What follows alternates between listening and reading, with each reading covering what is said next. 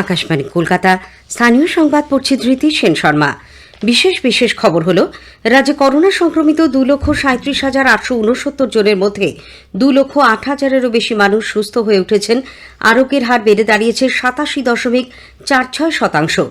দেশে আরোগ্যের হার 81.55%। পরপর 6 দিন আরোগ্য হওয়া মানুষের সংখ্যা আক্রান্তের সংখ্যাকে ছাড়িয়ে গেছে। করোনা আবহে দুর্গাপুজোর আয়োজনে রাজ্য সরকার পুজো কমিটিগুলিকে 50,000 টাকা করে অনুদান দেওয়ার কথা ঘোষণা করেছে। কোভিড বিধি মেনে দুর্গাপুজো আয়োজনের জন্য পরামর্শ দিয়েছেন মুখ্যমন্ত্রী। ঈশ্বরচন্দ্র বিদ্যাসাগরের জন্মস্থান বীরসিংহ গ্রামের সার্বিক বিকাশে রাজ্য সরকার একটি উন্নয়ন পর্ষদ গঠন করেছে। যাত্রী সংখ্যা বৃদ্ধি পেতে থাকায় কলকাতা মেট্রো রেল কর্তৃপক্ষ শেষ ট্রেনের সময়সূচি পরিবর্তন করেছে। কৃষি বিলের বিরুদ্ধে প্রতিবাদ জানাতে আজ বামফ্রন্টের কৃষক সংগঠন রাজ্য জুড়ে বিভিন্ন কর্মসূচি নিয়েছে। এদিকে কেন্দ্রের কৃষি বিলে কাটমানি বন্ধ হবে বলে তৃণমূল কংগ্রেসের বিরোধিতা করছে বলে বিজেপি দাবি করেছে। উত্তর 24 পরগনার হাবড়ায় দম্পতি খুনের ঘটনায় পুলিশ দম্পতির জামাই ও এক ভাড়াটে খুনিকে গ্রেপ্তার করেছে। আসছি বিস্তারিত খবরে। রাজ্যে এখনও পর্যন্ত 2,37,869 জন করোনায় সংক্রমিত হলেও ইতিমধ্যেই 2,08,042 জন সুস্থ হয়ে উঠেছেন। জাতীয় হার ছাপিয়ে আরোগ্যের হার বেড়ে দাঁড়িয়েছে 87.46%। গত সন্ধ্যায় স্বাস্থ্য দপ্তরের প্রকাশিত রিপোর্টে জানা গেছে 24 ঘণ্টায় নতুন করে 3,196 জন নোভেল করোনা ভাইরাসে সংক্রমিত হয়েছেন। অন্যদিকে রোগমুক্ত হয়েছেন 3,014 জন। বর্তমানে 25,221 জন চিকিৎসাধীন। এদিকে এই সময় আরও 62 জন করোনা আক্রান্তের মৃত্যু হয়েছে। এর মধ্যে আছে উত্তর 24 পরগনায় 20 ও কলকাতায় 14 জন। এই নিয়ে রাজ্যে করোনায় মোট মৃতের সংখ্যা বেড়ে হল 4,606। রাজ্যে এখনও পর্যন্ত 29,67,939 জনের নমুনা পরীক্ষা করা হয়েছে। দক্ষিণ কলকাতার হরিদেবপুর থানার এএসআই তুষারকান্তি কোলে করোনা আক্রান্ত হয়ে প্রাণ হারিয়েছেন। এ নিয়ে কলকাতা পুলিশের 21 জন কর্মী আধিকারিকের মৃত্যু হল। করোনায় আক্রান্ত কেন্দ্রীয় পরমাণু শক্তি মন্ত্রকের প্রাক্তন সচিব বিশিষ্ট পরমাণু বিজ্ঞানী শেখর বসুরও জীবনাবসান হয়েছে। গতকাল কলকাতার একটি বেসরকারি হাসপাতালে তিনি শেষ নিঃশ্বাস ত্যাগ করেন। বয়স হয়েছিল 67 বছর। দেশে পরপর 6 দিন করোনা থেকে আরোগ্য লাভ করা মানুষের সংখ্যা করোনা আক্রান্তের সংখ্যাকে ছাপিয়ে গেছে। এ পর্যন্ত মোট আরোগ্য লাভ করেছেন 46,70,000 মানুষ। সুস্থতার হার দাঁড়িয়েছে 81.55%। বর্তমানে চিকিৎসাধীন করোনা আক্রান্তের সঙ্গে সুস্থ হয়ে ওঠা মানুষের সংখ্যার ফারাক 37 লক্ষেরও বেশি। মৃত্যু হয়েছে 91,149 জনের। করোনা পরিস্থিতিতে দুর্গাপুজোর আয়োজনে পুজো কমিটিগুলির অর্থ সংকটের কথা মাথায় রেখে রাজ্য সরকার সমস্ত পুজো কমিটিকে 50,000 টাকা করে অনুদান ঘোষণা করেছে। কলকাতার নেতাজি ইন্ডোর স্টেডিয়ামে মুখ্যমন্ত্রী মমতা ব্যানার্জি গতকাল এই অনুদানের কথা ঘোষণা করেন। একই সঙ্গে তিনি দমকল ও অন্যান্য কর মকুব করার কথাও ঘোষণা করেছেন। পুজো কমিটিগুলিকে বিদ্যুৎ খরচের মাত্র 50% দিতে হবে। পাশাপাশি করোনা পরিস্থিতিতে সব রকমের সুরক্ষা বিধি বজায় রেখে উৎসব পালন করার ওপর মুখ্যমন্ত্রী জোর দেন। তিনি বলেন, এই পরিস্থিতিতে পুজো সুষ্ঠুভাবে সম্পন্ন করা রাজ্যের সামনে একটা বড় চ্যালেঞ্জ। সংক্রমণের সম্ভাবনা যথাসম্ভব কম করে যাতে মানুষ পুজোর আনন্দ করতে পারেন তার দায়িত্ব প্রশাসনের পাশাপাশি পুজো কমিটিগুলিকেই নিতে হবে। খোলামেলা মণ্ডপ করুন, separate entry and separate exit করুন। ঢোকার সময় প্যান্ডেলে স্যানিটাইজার, এটা কম্পালসারি করতে হবে। Mask and sanitiser. অঞ্জলি একসাথেই যেন সবাই গাদাগাদি করে না দেয়। 3 বার 3টে টাইমিং করুন ধরুন। এবং দূরে দূরে অনেক সময় ক্লাবে ক্লাবে কালচারাল প্রোগ্রাম করে বা রাস্তায় পাশে, এবারটায় আমরা এটা অ্যাভয়েড করতে বলবো। বিসর্জনটা প্রত্যেকটা আইসিকে নজর রাখতে হবে, একই দিনে সব বিসর্জন যেন না হয়। এবার রেড রোডে পুজোর কার্নিভাল বাতিল করা হচ্ছে বলে মুখ্যমন্ত্রী ঘোষণা করেন। অতিমারী সংকট কেটে গেলে আগামী বছর দ্বিগুণ জাঁকজমকের সঙ্গে তা পালন করা হবে বলেও তিনি জানান। রাজ্য সরকার আশা কর্মী, সিভিক ভলান্টিয়ার এবং গ্রামীণ পুলিশদের বেতন বৃদ্ধির কথা ঘোষণা করেছে। মুখ্যমন্ত্রী গতকাল কলকাতার নেতাজি ইন্ডোর স্টেডিয়ামে বলেন, 1 অক্টোবর থেকে আশা কর্মী, সিভিক ভলান্টিয়ার এবং গ্রামীণ পুলিশদের মাসিক বেতন 1,000 টাকা করে বৃদ্ধি করা হবে। এছাড়া অবসরকালীন সুবিধে হিসেবে অঙ্গনওয়াড়ি কর্মীদের 3 লক্ষ টাকা করে দেওয়া হবে। পাশাপাশি উৎসবের মরশুমের কথা মাথায় রেখে প্রাথমিকভাবে রাজ্যের 81,000 হকারকে আগামী মাসে মাথা পিছু 2,000 টাকা করে সহায়তা দেওয়া হবে বলেও মুখ্যমন্ত্রী জানান। রাজ্য সরকার করোনা অতিমারি পরিস্থিতিতে সরকারি কাজকর্মের ব্যয় কাটছাটের সময়সীমা আগামী বছর 31শে মার্চ পর্যন্ত বাড়িয়ে দিয়েছে। রাজ্য অর্থ দপ্তর এ বিষয়ে একটি বিজ্ঞপ্তি জারি করেছে। এর আগে গত 2রা এপ্রিল এক নির্দেশিকায় ব্যয় বরাদ্দ কাটছাটের মেয়াদ 30শে সেপ্টেম্বর পর্যন্ত বাড়ানো হয়েছিল। নতুন করে বর্ধিত সময়ের মধ্যে যানবাহন, কম্পিউটার, তথ্য প্রযুক্তি সংক্রান্ত সরঞ্জাম, আসবাবপত্র, শীততাপ নিয়ন্ত্রণ যন্ত্র এবং টেলিভিশন কেনা যাবে না। করোনা পরিস্থিতিতে রুগ্ন সংস্থাগুলিকে স্বস্তি দিতে কেন্দ্রীয় সরকার ঋণ খেলাপি ও দেউলিয়া বিধি আরও 3 মাস বলবৎ না করার সিদ্ধান্ত নিয়েছে। এই মর্মে প্রকাশিত এক বিজ্ঞপ্তিতে জানানো হয়েছে, দেউলিয়া বিধির 7, 9 এবং 10 নম্বর ধারা 25শে সেপ্টেম্বরের পর আরও 3 মাস বলবৎ করা হবে না। এর ফলে আপাতত ঋণ খেলাপি সংস্থাগুলির বিরুদ্ধে দেউলিয়া ঘোষণা সংক্রান্ত প্রক্রিয়া স্থগিত থাকবে। ঈশ্বরচন্দ্র বিদ্যাসাগরের 200তম জন্মবার্ষিকীর প্রাকালে রাজ্য সরকার তার জন্মস্থান পশ্চিম মেদিনীপুরের বীরসিংহ গ্রামের সার্বিক বিকাশে একটি উন্নয়ন পর্ষদ তৈরির কথা ঘোষণা করেছে। নবান্নে গতকাল রাজ্য মন্ত্রিসভার বৈঠকে ওই পর্ষদ তৈরির সিদ্ধান্ত গৃহীত হয়। স্বরাষ্ট্র সচিব আলাপন বন্দ্যোপাধ্যায় পরে সাংবাদিকদের বলেন, সংশ্লিষ্ট জেলাশাসক ওই উন্নয়ন পর্ষদের সভাপতি হবেন।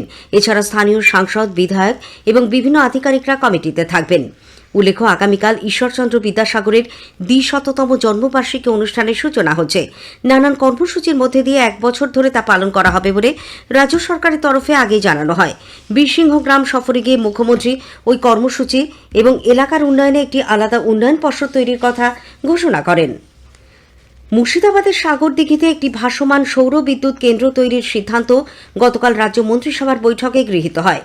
আলাপন বন্দ্যোপাধ্যায় বলেন, 5 মেগাওয়াট ক্ষমতা সম্পন্ন এই বিদ্যুৎ কেন্দ্রটি গড়তে 22 কোটি টাকা খরচ হবে।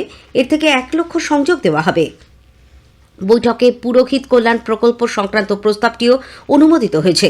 এছাড়া দক্ষিণ 24 পরগনার মহেশতলায় গঙ্গা তীরবর্তী এলাকায় যে টাউনশিপ তৈরির কাজ চলেছে তার অধীনে থাকা কয়েকটি প্রকল্পের সময়সীমা বৃদ্ধি করারও সিদ্ধান্ত নেওয়া হয়েছে।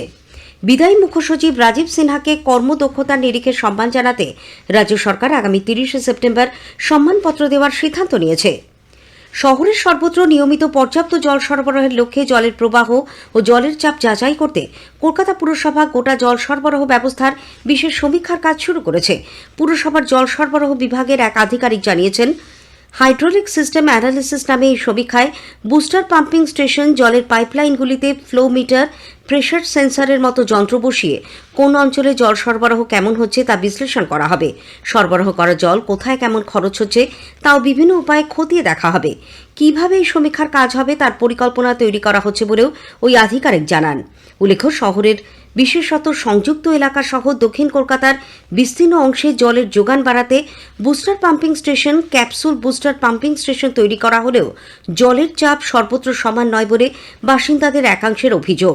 এর প্রেক্ষিতে সম্প্রতি পুর প্রশাসক বোর্ডের চেয়ারম্যান ফিরহাদ হাকিম জল সরবরাহ বিভাগের আধিকারিকদের এই সমীক্ষা করে জল সরবরাহ ও জলের ব্যবহার পরিমাণ বিশ্লেষণ করে তার কাছে রিপোর্ট পেশ করার নির্দেশ দেন। স্থানীয় সংবাদ শুনছেন আকাশবাণী কলকাতা কেন্দ্র থেকে। যাত্রী সংখ্যা ক্রমশ বৃদ্ধি পাওয়ায় কলকাতা মেট্রো রেল কর্তৃপক্ষ শেষ ট্রেনের সময়সূচি পরিবর্তন করেছে। সোমবার থেকে 2টি প্রান্তিক স্টেশন থেকে সন্ধ্যে 7টার পরিবর্তে 7:30টায় শেষ ট্রেন ছাড়বে বলে মেট্রো রেলের তরফে জানানো হয়েছে। এই সময় আপ ও ডাউনে আরও অতিরিক্ত 3 জোড়া ট্রেন চালানো হবে। ফলে সারাদিনে 110টির পরিবর্তে 116টি ট্রেন চলাচল করবে। উল্লেখ্য, মেট্রোতে গতকাল মোট 48,042 জন যাত্রী চলাচল করেছে। অন্যদিকে ইস্ট ওয়েস্ট মেট্রোতে 102 জন যাত্রী চলাচল করে। পণ্ডিত দীনদয়াল উপাধ্যায়ের জন্মবার্ষিকী উপলক্ষে প্রধানমন্ত্রী নরেন্দ্র মোদী আজ সারা দেশের বিজেপি কর্মী সমর্থকদের উদ্দেশ্যে ভাষণ দেবেন। এক টুইটে শ্রী মোদী লিখেছেন, পণ্ডিত দীনদয়াল উপাধ্যায়ের আদর্শ দরিদ্রদের সেবায় নিয়োজিত প্রত্যেককে অনুপ্রাণিত করবে। সেবা সপ্তাহ পালনের মাধ্যমে বিজেপি বীরভূম মহিলা মোর্চার উদ্যোগে গতকাল জেলা সদর সিউড়ি বাসস্ট্যান্ডে পথ চলতি মানুষজনকে মাস্ক বিতরণ করা হয়। কৃষি বিলের বিরুদ্ধে আন্দোলনে নামছে বামফ্রন্টের কৃষক সংগঠন সারা ভারত কৃষক সভা। সংগঠনের রাজ্য সম্পাদক অমল হালদার জানিয়েছেন, এই বিলে দেশের কৃষিজীবী মানুষের চরম সর্বনাশ হবে। কেন্দ্রীয় সরকার গণতান্ত্রিক রীতিনীতি না মেনে এই বিল চাপিয়ে দিতে চাইছে। এর প্রতিবাদে আজ সংগঠনের তরফে 92টি পয়েন্টে জাতীয় সড়ক এবং 85টি পয়েন্টে রাজ্য সড়ক অবরোধের কর্মসূচি নেওয়া হয়েছে। তবে কোভিড পরিস্থিতিতে অ্যাম্বুলেন্স সহ জরুরি পরিষেবাকে ছাড় দেওয়া হয়েছে। এদিকে সংসদে পাশ হওয়া কৃষি বিল নিয়ে বিধানসভায় আলোচনার জন্য বামদল ও কংগ্রেসের পক্ষ থেকে মুখ্যমন্ত্রী মমতা ব্যানার্জির কাছে বিশেষ অধিবেশন ডাকার আবেদন জানানো হয়েছে। বাম এবং কংগ্রেসের পক্ষ থেকে এক যৌথ চিঠিতে মুখ্যমন্ত্রীর প্রতি জানানো হয়েছে এই বিলের বিরোধিতায় রাজ্য সরকার যে সিদ্ধান্ত নেবে তা বিরোধী বাম দলগুলি এবং কংগ্রেস সমর্থন করবে। কেন্দ্র সরকারের কৃষি বিলের বিরোধিতায় অবিলম্বে পদক্ষেপ নিতে হবে বলেও চিঠিতে উল্লেখ করা হয়েছে। অন্যদিকে কৃষি বিল প্রত্যাহারের দাবিতে গতকাল তৃণমূল কংগ্রেসের কৃষক শাখা রাজ্য জুড়ে প্রতিবাদ দিবস পালন করে। কৃষি বিলকে তারা কৃষকদের মৃত্যু পরোয়ানা বলে আখ্যা দেয়। তৃণমূল কংগ্রেসের কিষাণ ক্ষেত মজুর সেলের পক্ষ থেকে রাজ্যের বিভিন্ন অঞ্চলে বিক্ষোভ প্রদর্শন করা হয়। পশ্চিম বর্ধমানের দুর্গাপুরের নারায়ণপুরে কেন্দ্রীয় সরকারের কৃষি বিলের বিরুদ্ধে গতকাল তৃণমূল কংগ্রেসের পক্ষ থেকে লণ্ঠন ও কৃষি সরঞ্জাম হাতে প্রতিবাদ জানানো হয়। কেন্দ্রের কৃষি বিলে কাটমানি বন্ধ হবে বলে তৃণমূল কংগ্রেসের বিরোধিতা করছে বলে বিজেপির দাবি।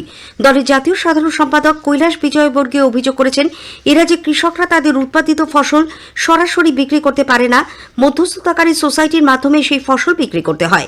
ওই সোসাইটিতে শাসক দলের কর্মীরা যুক্ত রয়েছেন এবং কৃষকদের ন্যায্য পাওনা থেকে বঞ্চিত করছেন বলে তার আরও অভিযোগ। অন্যদিকে কেন্দ্রের কৃষি বিল দালাল রাজ সমাপ্ত করবে বলে বিজেপির জাতীয় সম্পাদক রাহুল সিনহা জানিয়েছেন। তিনি বলেন, সংসদে সদ্য পাশ হওয়া এই বিলে কৃষকদের স্বার্থ সুরক্ষিত হবে। উত্তর চব্বিশ পরগনার হাবড়ায় দম্পতি খুনের ঘটনায় পুলিশ ওই দম্পতির জামাই বান্টি সাধুকা ও ভাড়াটে খুনি অজয় দাসকে গ্রেপ্তার করেছে। ধৃত দুজনকে গতকাল বারাসাত আদালতে তোলা হলে তদন্তের অগ্রগতির জন্য 10 দিনের পুলিশ হেফাজতে পাঠানো হয়। শ্বশুরবাড়ি থেকে টাকা চেয়ে না পেয়ে সম্পত্তি হাতানোর লোভেই এই খুন বলে পুলিশ জানতে পেরেছে। বাজারে প্রায় 7 থেকে 8 লক্ষ টাকা দেনা থাকায় জামাই বান্টি শ্বশুরের কাছে টাকা চেয়েছিল। রামকৃষ্ণবাবু সেই টাকা দিতে অস্বীকার করায় সে শ্বশুর শাশুড়িকে খুনের চক্রান্ত করে। কোচবিহারের ঘোকসাডাঙ্গায় নয়ালজুন্ডিতে গাড়ি উল্টে এক কনস্টেবল সহ 4 জন প্রাণ হারিয়েছেন। পুলিশ জানিয়েছে, দিনহাটার সাহেবগঞ্জ থানার খোঁচামারি এলাকা থেকে অপহৃত নাবালিকা এবং তার প্রেমিককে উদ্ধার করে শিলিগুড়ির ভক্তিনগর থানায় ফেরার পথে শান্তি ক্লাব মোড়ে গতকাল এই দুর্ঘটনা ঘটে। পুলিশ কর্মী গোবিন্দ সেন, উদ্ধার হওয়া নাবালিকা, তার মা শিপ্রা কর এবং এক আত্মীয় প্রদীপ কর প্রাণ হারিয়েছেন। আহত হয়েছে গ্রেপ্তার হওয়া প্রেমিক কৈলাস দাস সহ 2 পুলিশ কর্মী। দুর্ঘটনার পর গাড়ির চালক সেখান থেকে পালিয়ে যায়। তার নামে নির্দিষ্ট ধারায় মামলা রুজু করা হচ্ছে। প্রাথমিক তদন্তে অনুমান অত্যধিক গতি এবং চালক ঘুমিয়ে পড়ায় এই দুর্ঘটনা ঘটে। স্থানীয় সংবাদ শেষ হলেও পরের খবর সকাল 9টা 15 মিনিটে।